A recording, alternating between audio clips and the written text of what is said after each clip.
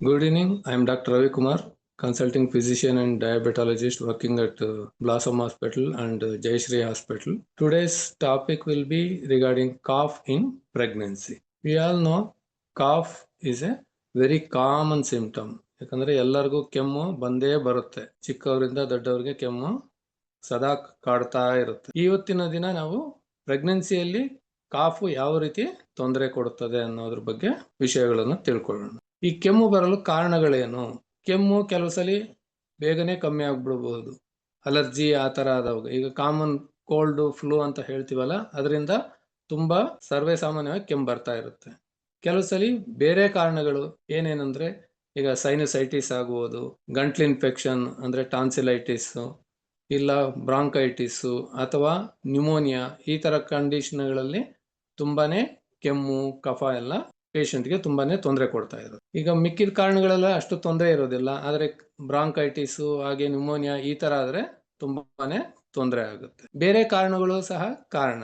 ಒಂದು, ಈಗ gastro ಈಸೋಫೇಜಲ್ reflex ಅಂತ ಹೇಳ್ತೇವೆ, ಅದರಿಂದ ಸಹ ಆಸಿಡ್ ಅನ್ನನಾಳಕ್ಕೆ ವಾಪಸ್ ಬರೋದ್ರಿಂದ ಥ್ರೋಟ್ ಇರಿಟೇಷನ್ ಆಗಿ ಕೆಮ್ಮು ಸಹ ಬರುತ್ತದೆ. ಮತ್ತೆ ಗ್ರಾವಿಡ್ ಯುಟ್ರಸ್ ಅಂತ ಹೇಳ್ತೀವಲ್ಲ, ಮಗು ಬೆಳವಣಿಗೆ ಆಗ್ತಾ ಆಗ್ತಾ ಅದು ಹೊಟ್ಟೆ ಮೇಲೆ ಪ್ರೆಷರ್ ಎಫೆಕ್ಟ್ ಹಾಕಿ ಅದರಿಂದನೂ ಸಹ ರಿಫ್ಲೆಕ್ಸ್ ಆಗುತ್ತೆ. ಈ ಕೆಮ್ಮು ಬರಲು ಕಾರಣಗಳೇನು ಅಂದ್ರೆ, ಒಂದು, ಪ್ರೆಗ್ನೆನ್ಸಿಯಿಂದ ದೇಹದ ಇಮ್ಯುನಿಟಿ ಕಮ್ಮಿ ಆಗುತ್ತದೆ ಹಾಗೂ ಹಾರ್ಮೋನಲ್ ಚೇಂಜಸ್ ಇಂದನೂ ಸಹ ಆಗುತ್ತದೆ. ಇದು ಏನು, ಇದರಿಂದ ಏನ್ ತೊಂದರೆ? ಈಗ ಯಾವುದೇ ಪ್ರೆಗ್ನೆಂಟ್ ಲೇಡಿ ಆಗಿರ್ಬೋದು, ಕೆಮ್ಮು ಬಂದ್ರೆ ತುಂಬಾ ಗಾಬರಿ ಪಟ್ಬಿಡ್ತಾರೆ. ಕಮ್ಮಿ ಸುಸ್ತಾಗ್ಬಿಡ್ತಾ ಇದೆ, ಮಗುಗೆ ಏನಾಗುತ್ತೋ ಏನು ಅಂತ ತುಂಬಾನೇ ಅವ್ರಿಗೆ ಟೆನ್ಷನ್ ಇರುತ್ತೆ. ಮಾಮೂಲಿ ಒಂದಿನ 2 ದಿನ ಕೆಮ್ಮಿಗೆಲ್ಲ ಏನು ಆತರ ತೊಂದರೆ ಆಗುವುದಿಲ್ಲ ಮಗುಗೆ, ಯಾಕಂದ್ರೆ ಅದರ ಸುತ್ತಲೂ ಇರೋ ಪ್ರೊಟೆಕ್ಷನ್ ಕವರಿಂಗ್ ಆ ರೀತಿ ಇರುತ್ತೆ. ಮತ್ತೆ ಕೆಲವ್ರಿಗೆ ಬ್ಲೀಡಿಂಗ್ ಆಗ್ಬಿಡ್ಬೋದು, ಪ್ಲಾಸೆಂಟಲ್ ಅಬ್ರಪ್ಷನ್ ಆಗ್ಬೋದು, ಆ ತರ ಎಲ್ಲ ಅನುಮಾನಗಳಿರುತ್ತೆ. ತುಂಬಾ ಕೆಮ್ಮು ಬಂದ್ರೂ ಸಹ ಇವೆಲ್ಲ ಸಾಮಾನ್ಯವಾಗಿ ಈ ತರ ಕಾಂಪ್ಲಿಕೇಶನ್ಸ್ ಆಗುವುದಿಲ್ಲ, ಯಾಕಂದ್ರೆ ಆತರ ಯೂಟ್ರಸ್ ಮತ್ತೆ ಅದರ ಪ್ಲಾಸೆಂಟಾ ಆತರ ಪ್ರೊಟೆಕ್ಷನ್ ಕವರಿಂಗ್ಸ್ ಆ ತರ ಇರುತ್ತೆ. ತುಂಬಾ ಕೆಮ್ಮಿ ಮಹಿಳೆಗೆ ತುಂಬಾ ಹೊಟ್ಟೆ ಮಸ್ಕ್ಯುಲರ್ ಪೇನ್ ಬರ್ಬೋದು, ಗಂಟ್ಲಲ್ಲಿ ನೋವು ಬರೋದು, ತುಂಬಾ ಹೊಟ್ಟೆ ನೋವು ಆ ರೀತಿ ಬರ್ಬೋದೇ ವಿನಃ, ಆದ್ರೆ ಬ್ಲೀಡಿಂಗ್ ಆಗೋದು ಮತ್ತೆ ಟರ್ಮಿನೇಷನ್ ಪ್ರೆಗ್ನೆನ್ಸಿ ಈ ತರ ಏನು ಆಗುವ ಸಾಧ್ಯತೆಗಳು ತುಂಬಾನೇ ಕಮ್ಮಿ. ಯಾವಾಗ ಡಾಕ್ಟರ್ನ ಸಂಪರ್ಕಿಸಬೇಕು? ಈಗ ಮಹಿಳೆ ಕೆಮ್ಮು ಬಂತು ಪ್ರೆಗ್ನೆಂಟ್ ಫೀಮೇಲ್ಗೆ ಅಂದ್ರೆ ಯಾವಾಗ ಡಾಕ್ಟರ್ನ ಸಂಪರ್ಕಿಸಬೇಕು? ಈಗ 2-3 ದಿನ ಆಯ್ತು, ಕಮ್ಮಿನೇ ಆಗಿಲ್ಲ, ತುಂಬಾ ಕಂಟಿನ್ಯೂಸ್ ಆಗಿ ಬರ್ತಾ ಇದೆ, ಅವ್ರು ಹೋಮ್ ರೆಮಿಡೀಸ್ ಎಲ್ಲ ತಗೊಂಡಿರ್ತಾರೆ, ಕಮ್ಮಿ ಆಗ್ತಾ ಇಲ್ಲ, ಅಥವಾ ಜ್ವರ ಜಾಸ್ತಿ ಬರ್ತಾ ಇದೆ 102 ಡಿಗ್ರಿಗಿಂತ, ಅಥವಾ ಕಫ ಏನಾದರೂ ಹಳದಿ ಬಣ್ಣ ಅಥವಾ ಬ್ಲಡ್ ಬರೋದು ಆ ಥರ ಆದ್ರೆ ಇಮಿಡಿಯೇಟ್ ಆಗಿ ಡಾಕ್ಟರ್ನ ಸಂಪರ್ಕಿಸಬೇಕಾಗಿರುತ್ತೆ. ಈಗ ಇನ್ಫೆಕ್ಷನ್ ಇದ್ರೆ ಅವ್ರಿಗೆ ಡಾಕ್ಟರ್ ಪರೀಕ್ಷೆ ಮಾಡಿ ಆಂಟಿಬಯೋಟಿಕ್ಸ್ ಎಲ್ಲ ಕೊಡಬೇಕಾಗುತ್ತೆ. ತುಂಬಾ ತೊಂದರೆ ಇದೆ, ನ್ಯೂಮೋನಿಯಾ ಆ ಥರ ಇದ್ರೆ ಮಾತ್ರ ಅಡ್ಮಿಷನ್ ಮಾಡಿ IV ಆಂಟಿಬಯೋಟಿಕ್ಸ್ ಎಲ್ಲ ಕೊಡಬೇಕಾಗುತ್ತೆ. ಸಿಂಪಲ್ ಕಾಫ್ ಕೋಲ್ಡ್ಗಾದ್ರೆ simple remedies, anti histamines, usually CPM ಅಂತ ಹೇಳ್ತೀವಿ ಅದನ್ನ, ಮತ್ತೆ ಡೆಕ್ಸ್ಟ್ರೋಮೆಥಾರ್ಫಾನು, ಗ್ವಾಯ್ಫೆನಿಸಿನ್, ಇದೆಲ್ಲ ಟ್ರೀಟ್ಮೆಂಟ್ ಮೂಲಕ ತಗೊಂಡ್ರೆ ಕೆಮ್ಮೆಲ್ಲ ಕಮ್ಮಿ ಆಗುತ್ತೆ. ಇದ್ರ ಜೊತೆಗೆ ಸ್ವಲ್ಪ ಹೋಮ್ ರೆಮಿಡೀಸು ಮಾಡ್ಕೋಬಹುದು. ಅವರು ಸ್ಟೀಮ್ ತಗೊಳ್ಳೋದಾಗ್ಲಿ, ಹಾಟ್ ವಾಟರ್ ಗಾರ್ಗಲ್ ಮಾಡೋದಾಗ್ಲಿ, ಅಡಿಕ್ವೇಟ್ ಹೈಡ್ರೇಷನ್ ಅಂದ್ರೆ ನೀರಿನಂಶ ಚೆನ್ನಾಗಿ ತಗೊಂಡಿರ್ಬೇಕು, ಸಾಲ್ಟ್ ವಾಟರ್ ಗಾರ್ಗಲ್ ಮಾಡೋದಾಗ್ಲಿ, ಅಥವಾ ಪ್ರೀನೆಟಲ್ ವಿಟಮಿನ್ಸ್ ಎಲ್ಲ ಕೊಟ್ಟಿರ್ತಾರಲ್ಲ ಅದನ್ನ ತಪ್ಪದೆ ತೆಗೆದುಕೊಳ್ಳಬೇಕಾಗುತ್ತೆ. ಇದನ್ನ ಹೇಗೆ ಪ್ರಿವೆಂಟ್ ಮಾಡುವುದು, ಬರ್ದಿರ ಹೇಗೆ ತಡೆಗಟ್ಟುವುದು? ಇದು ಬರ್ದಿರೋ ಮೊದಲೇ ಪ್ರಿವೆಂಟಿವ್ ಮೆಷರ್ಸ್ ಅಂತ ಹೇಳ್ತೀವಿ. ಪ್ರೈಮರಿ ಹೈಜೀನ್ ಮೆಷರ್ಸ್ ಅಂದ್ರೆ ಕೈಗಳನ್ನು ಶುಚಿಯಾಗಿ ಇಟ್ಕೊಳ್ಳುವುದು, ಅವಾಗ ಸೋಪ್ ಹಾಕಿ ತೊಳ್ಕೊಬೇಕಾಗುತ್ತೆ. ಮನೆಯಲ್ಲಿ ಧೂಳು ಡಸ್ಟು ಈ ತರ ಇರೋ ಜಾಗಗಳಲ್ಲಿ ಮುಟ್ಟಬಾರದು, ಮುಟ್ಟಿದ ನಂತರ ಕೈ ತೊಳ್ಕೋಬೇಕು. ಸುಮ್ನೆ ವಿನಾಕಾರಣ ಮೂಗಲ್ಲಿ ಮತ್ತೆ ಬಾಯಲ್ಲಿ ಬೆರಳಿಡ್ತಾ ಇರ್ತಾರೆ ಕೆಲವರು, ಇದರಿಂದ ಏನಾಗುತ್ತೆ, ಇನ್ಫೆಕ್ಷನ್ ಸ್ಪ್ರೆಡ್ ಆಗುತ್ತೆ. ಈಗ ಯಾರಾದ್ರೂ ನೆಗಡಿ ಕೆಮ್ಮು ಈ ತರ ಇರೋ ಪೇಷಂಟ್ಗಳ ಹತ್ರ ಆದಷ್ಟು ದೂರ ಇರಬೇಕು ಪ್ರೆಗ್ನೆಂಟ್ ಮಹಿಳೆಯರು. ಅವ್ರ ಹತ್ರ ಇದ್ರೆ ಇನ್ಫೆಕ್ಷನ್ ರಿಸ್ಕ್ ಜಾಸ್ತಿ ಇರುತ್ತೆ. ಮತ್ತೆ ಮನೆಯನ್ನು ಶುಚಿಯಾಗಿ ಇಟ್ಕೊಂಡಿರ್ಬೇಕಾಗುತ್ತೆ. ಡಸ್ಟ್ ಎಲ್ಲ ಕೂತಿರೋ ಹತ್ರ ಕೂತ್ಕೊಂಡ್ರೆ ಅದರಿಂದ ಅಲರ್ಜಿ ಆಗಿ ಸೀನು ಕೆಮ್ಮು ಇದೆಲ್ಲ ಬರುವ ಸಾಧ್ಯತೆ ಇರುತ್ತೆ. ಇದಕ್ಕೆ ಒಳ್ಳೆ ಊಟ, ನರಿಶ್ಮೆಂಟ್ ಅದು ಸಹ ಇಂಪಾರ್ಟೆಂಟ್ ಆಗುತ್ತೆ. ಮತ್ತೆ ಈಗ ನೆಗಡಿ ಕೆಮ್ಮು ಆ ತರ ಎಲ್ಲ ಇದ್ದವಾಗ ಅವರು ಬಾಯಿ ಅಥವಾ ಮೂಗನ್ನು ಮಾಸ್ಕ್ ಅಥವಾ ಹ್ಯಾಂಡ್ ಕರ್ಚೀಫ್ ಇಂದ ಕ್ಲೋಸ್ ಮಾಡ್ಕೊಳ್ಳೋದು ಒಳ್ಳೆಯದು. ಇಲ್ಲಾಂದ್ರೆ ಅದು ಬೇರೆಯವ್ರಿಗೂ ಬರುತ್ತೆ, ಇವ್ರಿಗೆ ಇಲ್ಲ ಅಂದ್ರೆ ಬೇರೆಯವರಿಂದ ಬರುತ್ತೆ, ಆ ತರ ಆಗುತ್ತೆ. ಮತ್ತೆ ಈಗ ಊಟ ಮಾಡೋದು, ಒಂದೇ ಪ್ಲೇಟಲ್ಲಿ ತಿನ್ನೋದು, ಸೇಮ್ ಕಪ್ಪಲ್ಲಿ ಕುಡಿಯೋದು, ಈ ತರ ಮಾಡಿದಾಗ ಈ ಫ್ಲೂ, ಕೋಲ್ಡು, ವೈರಸ್ ಇವೆಲ್ಲ ಒಬ್ಬರಿಂದ ಒಬ್ಬರಿಗೆ ಬರುವ ಸಾಧ್ಯತೆ ಇರುತ್ತದೆ. ಮತ್ತೆ ಇನ್ನು ಪ್ರಿವೆಂಟ್ ಮಾಡೋಕ್ಕೆ ಬೇರೆ ಏನಾದರೂ ಮೆಥಡ್ ಇದೆಯಾ ಅಂದರೆ ವ್ಯಾಕ್ಸಿನೇಷನ್ನು ಸಹ ಬಳಸಬಹುದು.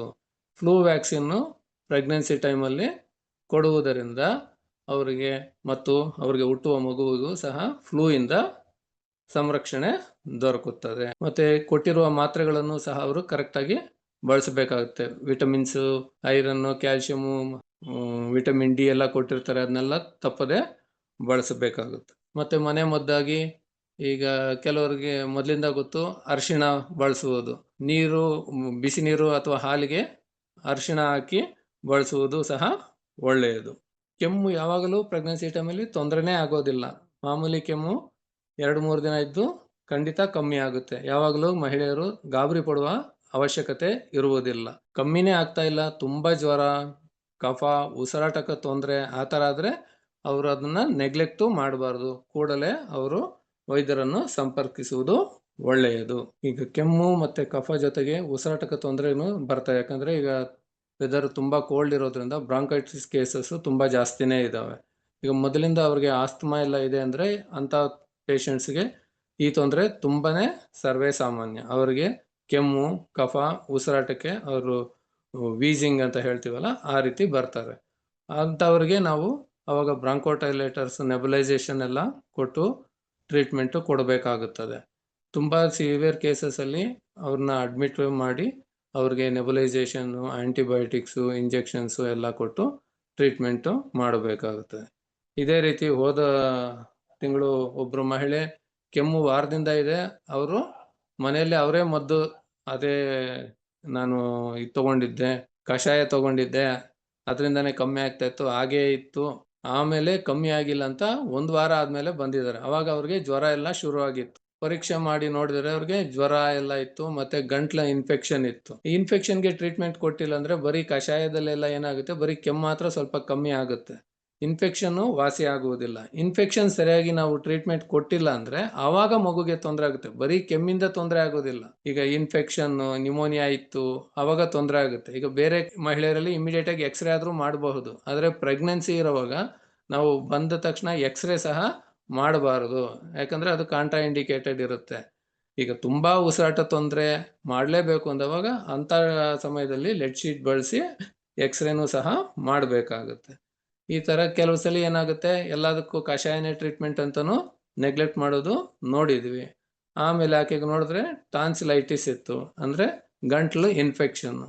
ಅದಕ್ಕೆ ಮೆಡಿಸಿನ್ಸು ಮತ್ತು ಓರಲ್ ಆ್ಯಂಟಿಬಯೋಟಿಕ್ಸು ಮತ್ತು ಕೆಮ್ಮಿಗೆ ಸಿರಪ್ಪು, ಜ್ವರಕ್ಕೆ ಪ್ಯಾರಾಸಿಟಮಾಲು, ಗಾರ್ಗಲ್ ಮಾಡೋಕ್ಕೆ ಲಿಕ್ವಿಡ್ ಎಲ್ಲ ಕೊಟ್ಟ ಮೇಲೆ ವಿತಿನ್ 2 days ಆಕೆ 50% ಇಂಪ್ರೂವ್ಮೆಂಟು ಕಾಣಿಸ್ಕೊಳ್ತಾ ಇದೆ.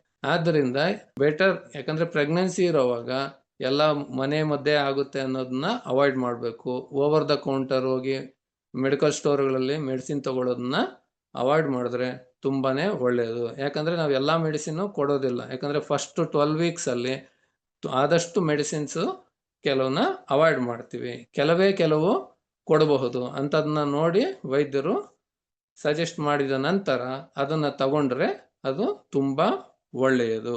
ಇಲ್ಲ ಅಂದರೆ ಮೆಡಿಕಲ್ ಸ್ಟೋರಲ್ಲಿ ಅವ್ರು ಎಲ್ಲರಿಗೂ ಕೊಟ್ಟಂಗೆ ಕೊಡ್ತಾ ಇರ್ತಾರೆ, ಅದು ತಗೊಂಡ್ರೆ ಕೆಲವು ಸಲ ಅದರಿಂದ ಸೈಡ್ ಎಫೆಕ್ಟ್ಸ್ ಆಗುವ ತೊಂದರೆ ಸಹ ಇರುತ್ತೆ. ಆವಾಗ ಗರ್ಭದಲ್ಲಿರೋ ಮಗುಗೂ ತೊಂದರೆ ಆಗೋ ಸಾಧ್ಯತೆ ಇರುತ್ತೆ.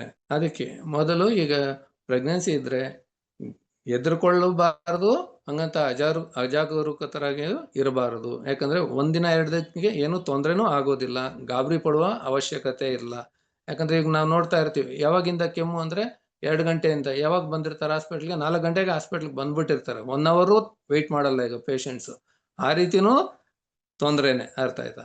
ಹಂಗಂತ 4-5 ದಿವಸ ಈಗ ಜ್ವರ, ಕೆಮ್ಮು, ಕಫ ಆ ಥರ ಎಲ್ಲ ಇದ್ದವಾಗೂ ಬರ್ದಿರ ಇರೋರು ನೋಡ್ತೀವಿ ಮನೆಯಲ್ಲಿ. ಅದು ಎರಡೂ ತೊಂದರೆನೇ. ಯಾಕಂದರೆ ಬರೀ ಕೆಮ್ಮಿಂದ ಬೆಳೆಯುವ ಮಗುಗೆ ಏನು ತೊಂದರೆ ಆಗುವುದಿಲ್ಲ.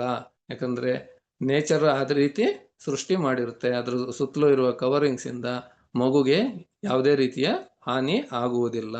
2-3 ದಿನ ಕೆಮ್ಮುಕ್ಕೆ ಗಾಬರಿ ಪಡುವ ಅವಶ್ಯಕತೆ ಇಲ್ಲ.